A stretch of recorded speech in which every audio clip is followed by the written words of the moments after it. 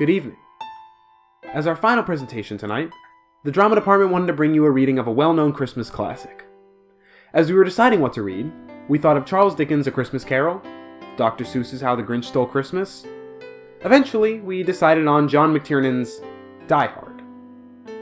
Mr. Sherry overruled this, so tonight we bring to you Clement C. Moore's A Visit from St. Nicholas, more famously known as 'Twas the Night Before Christmas.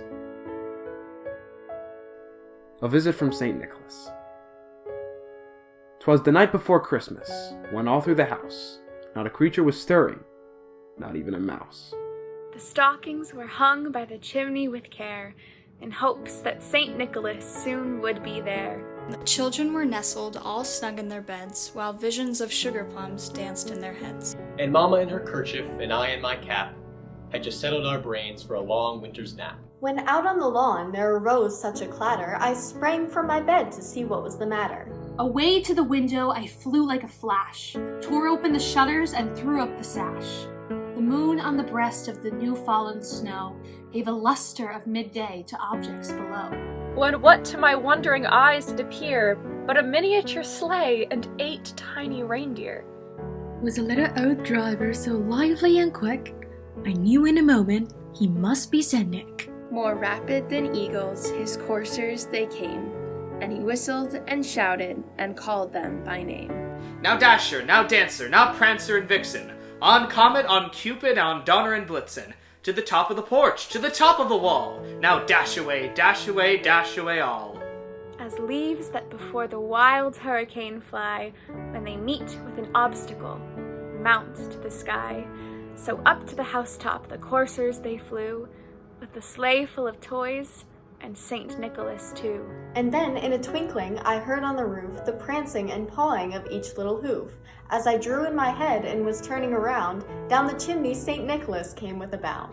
He was dressed all in fur from his head to his foot, and his clothes were all tarnished with ashes and soot. A bundle of toys he had flung on his back, and he looked like a peddler, just opening his pack.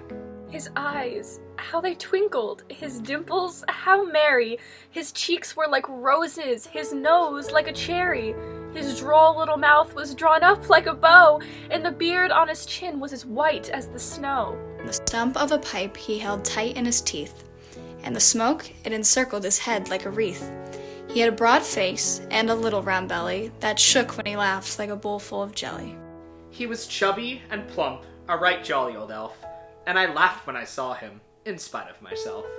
A wink of an eye and a twist of his head soon gave me know I had nothing to dread.